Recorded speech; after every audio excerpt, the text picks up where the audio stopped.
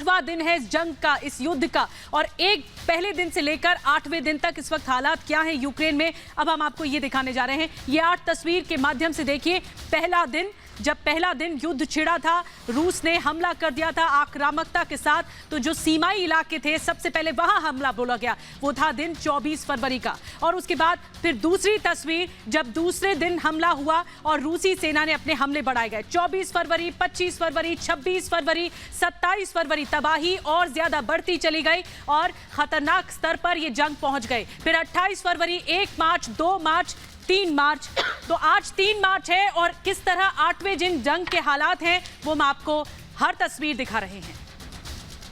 तो लगातार ये तबाही की तस्वीरें बता रही हैं कि किस तरह से दहशत का माहौल यूक्रेन में बना हुआ है। रशिया लड़ाई लड़ने की कोशिश जरूर कर रहा है, यूक्रेन भी जवाब दे रहा है, लेकिन हालात बद से बदतर दिन पर दिन होते जा रहे हैं। किस तरह से तबाही का मंजर सामने आया, एक रिपोर्ट के जरिए आपको दिखाते हैं।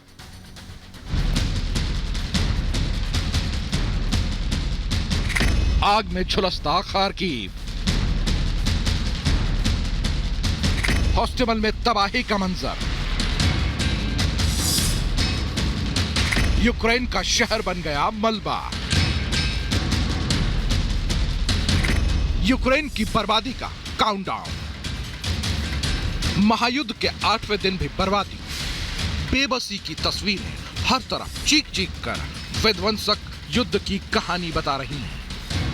8वें दिन जो तस्वीरें यूक्रेन से आ रही हैं वो और ज्यादा दहलाने वाली हैं। लोगों के आशियाने उजड़ रहे हैं। रूस का हमला कितना भयानक है उसकी गवाही हमले के बाद बने ये गड्ढे बता रहे हैं, जो चीख चीख कर कह रहे हैं कि दो नेताओं के अहंकार की कीमत कितनी बड़ी हो सकती है।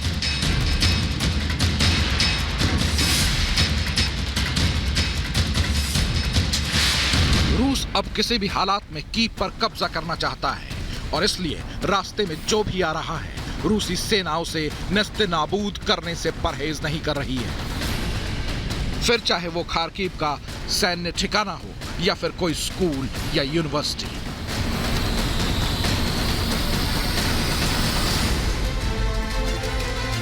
रूस के हमले में पूरा का पूरा शहर बर्बाद हो गया है। लोग शहर छोड़कर भाग रहे हैं। यूक्रेन सेना जंग के मैदान में डटी है और यूक्रेन के राष्ट्रपति नए नए दावे कर रहे हैं।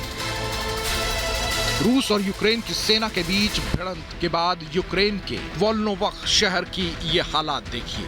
ऐसा लग रहा है मानो जैसे कोई कूड़े का ढेर हो। कोई ये तस्वीर देखकर अंदाजा नहीं लगा सकता कि कुछ वक्त पहले यहाँ लोग बेहद शांति से रहते थे।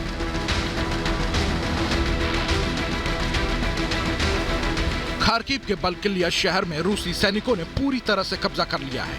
रूसी सैनिक बेहद आराम से शहर में गश्त लगा रहे हैं। वहीं रूसी जंगी जहाज अब यूक्रेन के तट पर पहुंच गए हैं। पूर्वी यूक्रेन पर रूस ने अपना कब्जा मजबूत कर लिया है। दक्षिणी यूक्रेन की तरफ भी रूसी सेना ने पकड़ बनानी शुरू कर दी है। ऐसे में यूक्रेन के लिए अगले कुछ घंटे बेहद महत्वपूर्ण होने वाले हैं। रूस अब जंग में निर्णायक बढ़त लेना चाहता है ताकि जल्द से जल्द जंग खत्म कर यूक्रेन में अपनी योजनाओं को पुतिन अंजाम पर पहुंचा सके। Bureau report, Republic Bharat. और आइए अब आपको दिखाते हैं कि यूक्रेन में किस तरह से सीक्रेट ड्रोन ऑपरेशन की तैयारी हो रही है। जी हां, सीक्रेट ड्रोन ऑपरेशन के लिए तैयार है। CIA की जो स्पेशल यूनिट है वो इसमें शामिल हो सकती है। तो इसके अलावा और हम आपको बता दें कि जो रूसी सैनिक हैं उनके काफिले पर हमले का दरअसल ये पूरा प्लान तैयार किया गया है। रूस ने यूएस पर ड्रोन भेजने का आरोप लगाया है। अमेरिकी UAV ड्रोन कर रहे हैं दरअसल यूक्रेन की मदद, और लगातार आगाह भी किया जा रहा है इस बाबत रूस की ओर से। अमेरिकी ड्रोन से रूसी जहाज पर हमले का ये प्लान है। काला सागर, ब्लैक सी में रूसी जहाज पर हमला, ये प्लान दरअसल जो सीक्रेट ड्रोन ऑपरेशन के जरिए है। UAV ड्रोन मानव रहित विमान दरअसल होता है। तो ये सिलसिलेवार तरीके से हम आपको बता रहे हैं कि दरअसल प्लान ऑफ एक्शन है क्या। और आपको बता दें कि रूस जो है वो लगातार तनातनी दिखा रहा है और इस पूरे मामले पर तानाशाही दिखा रहा है। रूस अलग थलग भी रूस अलग थलग भी होता हुआ दिखाई दे रहा है। अब हमें खबर मिल रही है कि रूस ने जो रॉकेट इंजन की सप्लाई होती थी अमेरिका को, वो भी रोक दी है। तो रशिया पहले ही अलग हो चुका है। नाटो देशों में हालांकि रशिया शामिल है, लेकिन अमेरिका के बैन पर जो अमेरिका ने प्रतिबंध लगाया, अब रूस ने उसका पलटवार किया है, उसका जवाब दिया है अमेरिका पर। और रूस ने जो यूएस को रॉकेट इंजन सप्लाई होती थी उसे रोक दिया गया है। ये पलटवार वाला कदम बताया जा रहा है। ये जवाबी कार्रवाई रशिया की तरफ से बताई जा रही है, जो कि रशिया ने कदम उठाया कि अमेरिका ने उस पर कई प्रतिबंध लगा दिए वॉर के शुरू होने के बाद, और अब रशिया ने पलटवार किया। बिल्कुल, अमेरिका की ओर से देखिए कई प्रतिबंध जो है, कई सैंक्शंस यहां पर लगाए गए थे।